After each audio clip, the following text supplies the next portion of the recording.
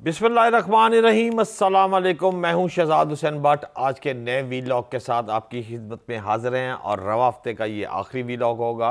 Monday को इंशाल्लाह ताला फिर आपकी खिदमत में नए वीलॉग के साथ हाजिर होंगे। आज के वीलॉग में दो तीन बड़ी बातें हैं। सबसे बड़ी बात तो है वो गुजरावाला के जिन्ना स्टेडियम में इमरान खान का जलसा हुआ है और कप्तान के जलसे को 36 बड़े शहरों में बराह रास्त स्क्रीनें लगाकर आवाम की बड़ी तादाद ने देखा भी है।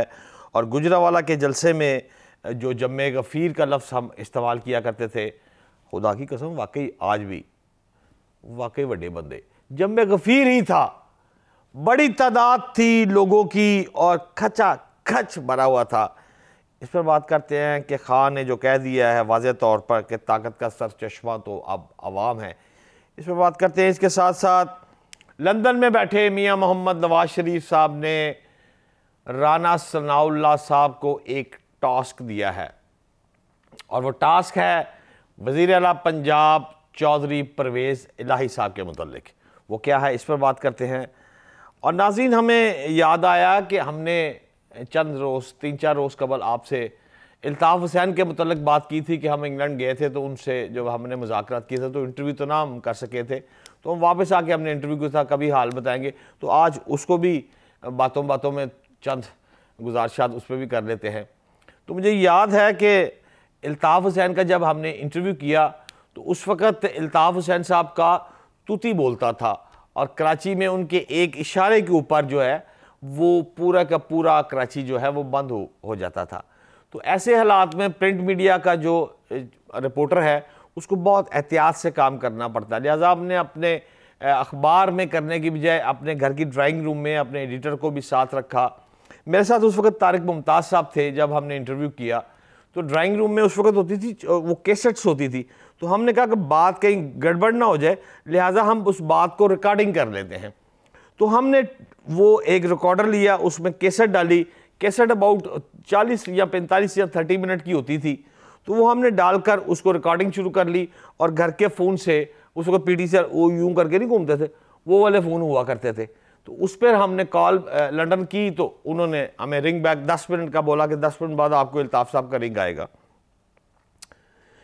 जब उनकी कॉल आई तो हमारी सवाल जवाब शुरू हो गए, मुख्तलिफ सवाल जवाब, लंबे सवाल जवाब चलते रहे। तो इल्ताफ़ हुसैन साहब को अब टोके कौन, तो बोल तो सकता कोई नहीं, और अगर कोई बोलता भी था बीच में तो वो फौरी कह दिया करते थे कि हम आपको बता रहे हैं कि आप क्या कह रहे हैं।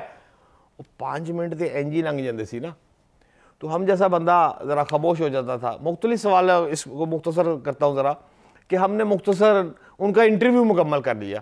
जब इंटरव्यू मुकम्मल कर लिया तो आप यकीन कीजिए मेरे पास आज भी वो कैसेट्स मेरे घर में मौजूद है। मैं किसी दिन आपके सामने पेश करूंगा कि वो मैंने 7 कैसेट जो थी वो रिकॉर्ड की। सवाल सिर्फ मेरा 4 या 5 से, तो वो एक सवाल का जवाब अगर बॉस की मर्जी है तो 10 मिनट का दे या 20 मिनट का दे। खैर हम पहले सोफे पे बैठे, फिर हम कारपेट पे लेट गए। और मेरा ख्याल है, मुझे यकीन है कि इल्ताफ़ हुसैन साहब जब उस ज़माने में इंटरव्यू दिया करते थे तो वो शायद किसी बेड पर लेट कर आराम से माइक के ज़रिए खिताब फरमाया करते थे।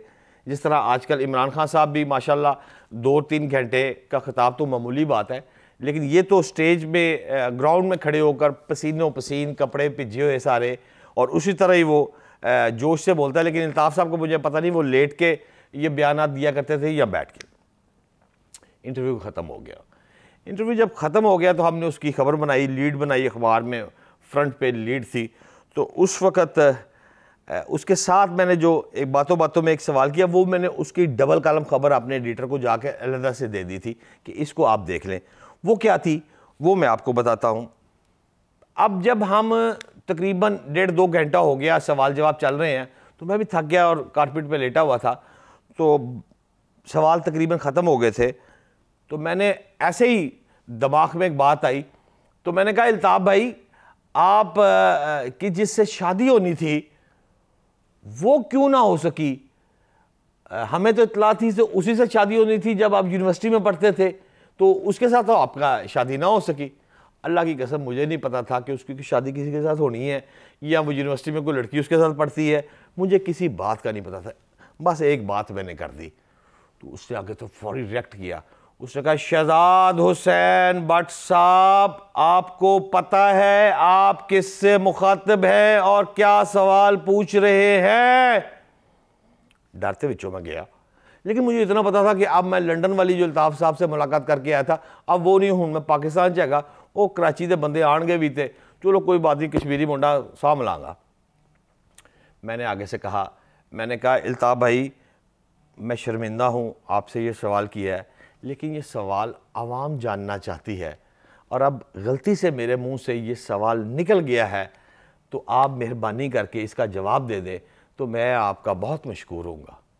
उसने बड़ा सा लंबा सा कहका लगाया, 2-2.5 मिनट का कहका, हंसता ही रहा, हंसता ही रहा, हंसता ही रहा। हम हाथ बन के खड़े रहे।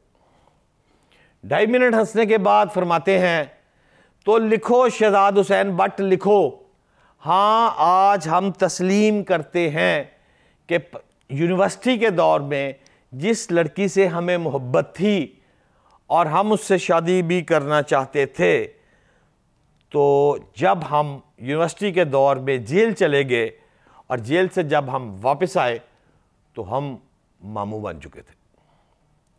मैंने वही तहरीर किया, दफ्तर ले गया, जाके मेन खबर जो पूरा बुलेटिन की थी वो मैंने लीड जो थी वो बॉस को दी, साथ एक साइड आइटम डबल कॉलम दी। मैंने कहा सर जब वो जेल में गए तो वापस आए तो वो मामू बन गए थे। उसने कहा ये नहीं हो सकता। मैंने कहा रिकॉर्डिंग है सुन ले। उसने रिकॉर्डिंग लगी, वो अल्ताफ हुसैन का इंटरव्यू, वो मेरी एक बड़ी अच्छी यादें थी, मैंने आपसे शेयर की हैं, तो मार्केट में बड़ा हिट हुआ। बाद में मैंने अल्ताफ हुसैन को भेजा, उन्होंने उस पर मुझे शाबाश भी दी थी। तो नाज़रीन, ये पुरानी सी बातें साथ साथ चलती रहेंगी ज़िंदगी में।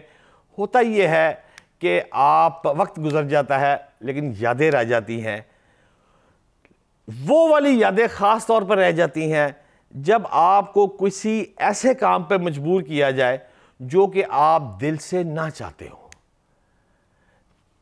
जर्नलिज्म एक ऐसा शोबा है जिसमें इंसान को, मैं समझता हूं, मेरी राय है कि किसी का तर्जुमान, पब्लिक रिलेशनिंग ऑफिसर, पीआरओ या कोई स्पोक्समैन टाइप की चीज़ नहीं होना चाहिए। जिसने इमरान खान को सुनना है, उसकी तारीफ़ें सुननी है, बेजा तारीफ़ें सुननी है, वो किसी और वीलॉग पे सुन ले। नवाज शरीफ को सुनना, ये नवाज शरीफ बल्ले भी बल्ले नवाज शरीफ। एक जर्नलिस्ट, मेरे जैसे हकीर जर्नलिस्ट, खाकसार का काम है जो बात देखे, तहकीक करे और उसको मनवान आपके सामने पेश कर दे जो सच है। इसी तरह आज के जलसे की बात करते हैं तो गुजरावाला का जो जना स्टेडियम का जलसा है वो वाकई, मैंने आपसे पहले भी कहा है कि वाकई बड़ा जलसा सी।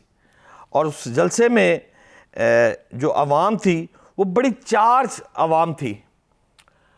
उसमें खान साहब ने, हमें यकीन था कि इस दफ़ा थोड़ा सा, वैसे मैं मायूस हुआ हूँ आज खान के जलसे में, मेरा ख्याल था कि कोई नई कॉल देंगे जिसमें वो दोबारा एहतजाजी तहरीक शुरू हो जाएगी। लॉन्ग मार्च तो खैर इस वक्त बनता नहीं है, और जो इलेक्शन का मुतालबा है उनका वो भी अकल से बालातर है कि इस वक्त इलेक्शन होना मुमकिन नहीं है। सैलाब से पूरा मुल्क है, इलेक्शन कमीशन ने इनकार कर दिया है, दूसरी कहते इलेक्शन कराओ, इलेक्शन कराओ, बस बल्ले भी बल्ले। तो इस तरह खैर जो खान साहब ने खिताब किया, खिताब जोश वाला खिताब था, आवाम बड़ी थी, क्राउड भी था, लेकिन कोई वड्डी गल विचों मीनू लभी नहीं। मैंने सुना सारा आपके लिए ताकि उसमें से क्रक्स ऑफ द मैटर जो है वो आपकी खिदमत में पेश कर सकूं। तो उसने सिर्फ उसमें ये मुझे बात समझ में आई है कि उस खान ने एक लास्ट वार्निंग किस्म की दे दी है। उसने मतलब ये कह दिया, वो विसल बजा दी है सिटी, कि उसने कहा रेडी टू गो, अब तैयार हो जाओ और मैं आ रहा हूं, और बस भी बस बहुत हो गया।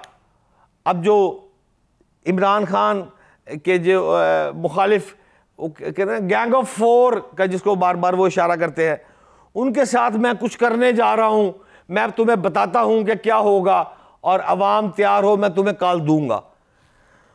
वो कॉल कब देते हैं ये तो वक्त ही बताएगा, लेकिन मेरा ख्याल है कि इस तरह जलसे करने से और टाइम बांट करने से दूसरी पार्टियों को फ़ायदा हो रहा है।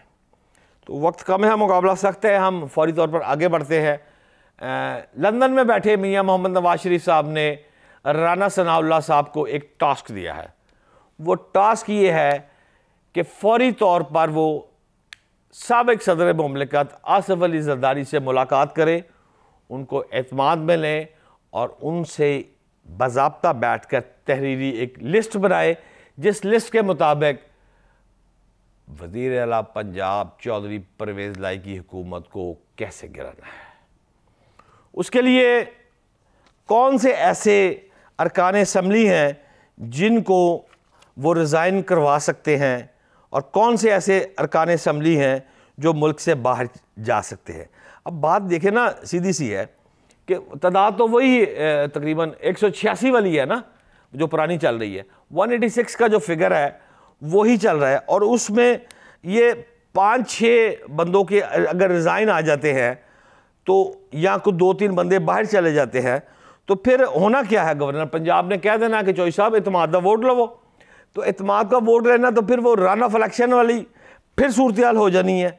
अक्सरियत जो है मेरे ख्याल में इस वक्त किसी के पास नहीं होनी, तो ये ऐसे ही करके सिस्टम चलना है। लेकिन देखते हैं कि ये सिस्टम मज़ीद कैसे चलता है। और राना सनाउल्लाह सदर ममलिकत आसिफ जरदारी से अभी मिले हैं, ये नहीं मिले, मेरे पास चूँकि खबर नहीं है। जो ही उनकी मुलाकात होगी रिपोर्टां अपने को होंगी, पक्की डायरी आ जाएगी कि राना साहब कब मिले, क्या खाया और क्या पहन के गए थे। अगले वीलॉग में राना सनाउल्लाह की सदर ममलिकत से, जो साबिक सदर ममलिकत से जो मुलाकात की कहानी है और उन्होंने राना साहब को ग्रीन सिग्नल दिया या ना दिया, हुकूमत CM चौधरी परवेज़ लाई की हुकूमत टॉपल होने जा रही है या नहीं होने जा रही, बाज़ाब्ता तहकीक करके इंशाअल्लाह ताला मंडे को फिर आपकी खिदमत में हाजिर हूँगा। तब तक के लिए इजाज़त दें। पाकिस्तान जिंदाबाद।